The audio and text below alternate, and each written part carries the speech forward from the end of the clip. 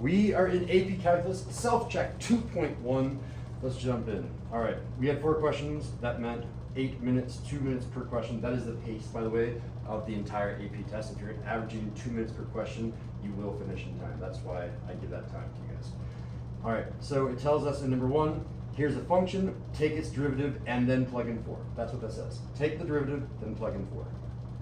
So I'm going to take the derivative. I say f prime of x. Notice that this is not f prime of 4, this is f prime of x. If I take the derivative, this is what house? Shout out. Powerhouse. Powerhouse. 3 halves comes down in front. This is going to be 3 halves x. And it was a power of 3 halves, but that 3 halves, I'm going to subtract 1. I'm going to subtract 2 over 2. When I do that, I'm left with 1 over 2. So that is the function, and I can rewrite that to make it a little bit easier for myself, and I can say that this is 3 halves square root of x. X to the power of 1/2 is the same as the square root of x. These are one and the same. Now that I've taken the derivative, I'm doing the second thing. It said take the derivative, then plug in 4. I took the derivative, I'm going to plug in 4. So f prime of 4 plugging in will give me 3 halves square root of, not x, but 4. And then I just need to solve. Square root of 4, 2.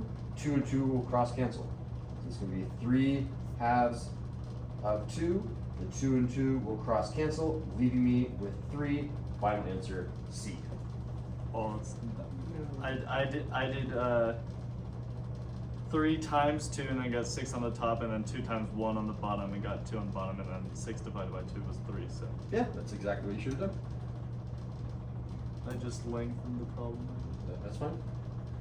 Cross canceling is slightly faster, but not by much. All right, thumbs up, thumbs down. Did you know how to do number 1? All right. Number 2. We have a pixelated problem, which will be fixed hopefully in future years. I have this function, and I want to figure out the derivative and plug in 0. It's kind of like saying, I could have said in here, what is f prime of 0? That's what it's really asking for. It's the same thing that it's asking for up here, but instead of 4, I'm plugging in a 0. We're taking the derivative and plugging in 0. So there's our house. The most outer house is a, what? 4. Powerhouse. And Sorry. the 4 indicates it's a powerhouse, exactly. So I'm saying, let's do f prime of x first. Take the derivative, then plug in. Take the derivative, the 4 comes down in front. I'm now left with the inner, which we have not touched yet, 2x plus 1. It used to be a power 4. This power 4 will decrease by 1 and go down to a power of 3. That's my, whoa, that's my doubter. I've forgotten my dinner. The inner is 2x plus 1. The derivative of this inner is just 2. So I multiply this by 2. So there is my derivative. Now I'm going to plug in 0. So I'm going to say f prime of 0 here is going to be, and I'm going to do a little bit of math simplification. 4 times 2 out front, the coefficient out front is going to be 8. Times 2, not times 0, or not times x, but rather 0 plus 1 quantity cubed. So when I do that, this is the same thing as 8 times 1 cubed, which is the same thing as 8 times 1, which is the same thing as 8. Final answer, C. Okay, I think you're right, but definitely not that way. I was more wrong. Yeah, I got it right. So at the very end, I'll ask you how many you got correct. If you're able to guess the answer correct, that would be great. But what I care about for this thumbs up or thumbs down, do you know how to do problem number 2? Did you know how to do problem number 2 before I went over this? Thumbs up or thumbs down? Did you know how to do number 2? That's no from everyone. All right. But now you do, going into the future. You recognize the form of these problems. It's really just asking you to take a derivative. Ever do this? Just like this, like simply? Does that, okay, that doesn't really Yes. make sense. Yeah, we did. Yeah. Did we? Yeah. Okay, well then I really don't remember. This is Powerhouse. This was lesson 3. And it's mixing things up. No, it's the chain rule lesson. When did we do chain rule? Chain rule 2-4. This is lesson 2. Shadow times dinner. This is just Dowder times dinner. Oh, that's really simple. All right. Number 3, I'm seeing immediately I've got a trig house. I've got a cosine. By the way, everything in Unit 2 is called derivatives. If you're not taking the derivative for this test, you're probably doing something wrong. So I have a cosine of 3x, and it's asking for f prime. In order to get f prime from f, I need to take the derivative. So this is saying take the derivative, then plug in pi over 9. So hopefully you've memorized your trig because they're all over AP. So here's cosine of 3x. My outer house is trig house, general trig log power. What am I doing? Trig. Trig house. So that means I'm going to do f prime of x.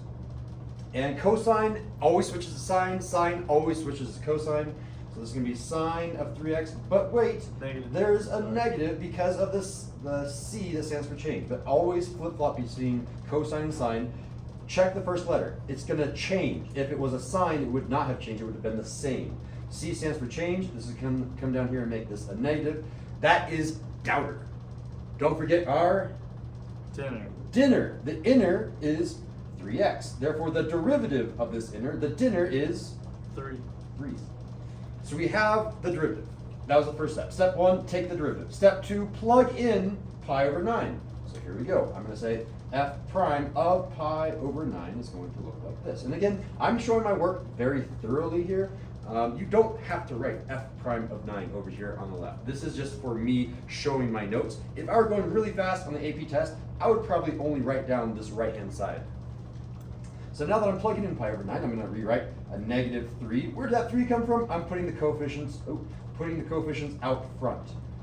So it's negative 3 sine of 3 times x, but x is now turned into a pi over 9. So how is that going to simplify? I have a negative 3 times sine of not 3 pi over 9, but 3 pi over 9 turns into pi over 3. Sine of pi over 3. And this is why I've been putting trig so much on the speed sheets, because you asked, and also because it's going to come up. We need to know where sine of pi over 3 is. So as a reminder to everyone, pi over 6 is here, pi over 4 is here, this is pi over 6, this is pi over 4, and pi over 3 lives right here. So pi over 3 lives there. It's going to be this sort of triangle where I have a 1, the hypotenuse is always 1. We know that this length is always 1/2, and this length is always square root of 3 over 2. Sine is asking for the y-coordinate. So the x-coordinate is 1/2, the y-coordinate is root 3 over 2. And be careful about your negatives. We don't have any negatives, but sometimes if I go to the left, then my x-coordinate could be negative 1/2.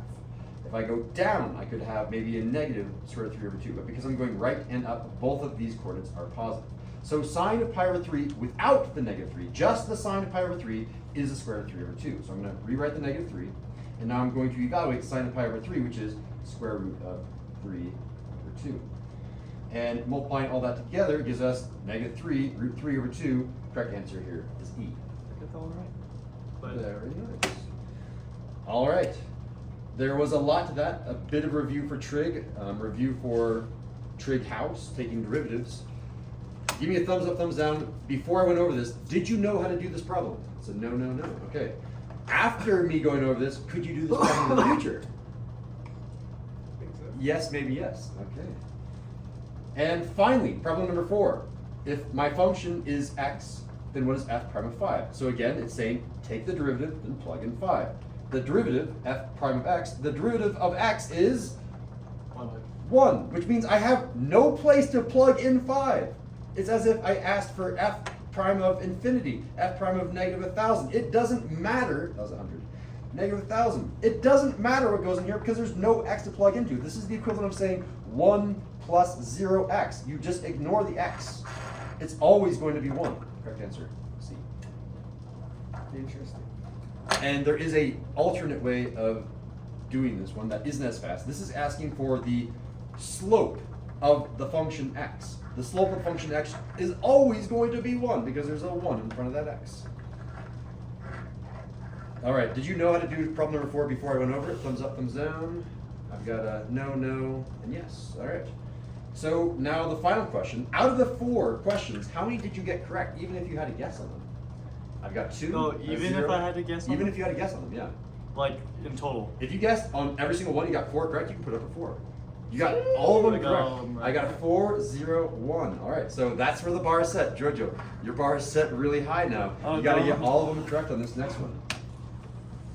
Oh, go, I just go.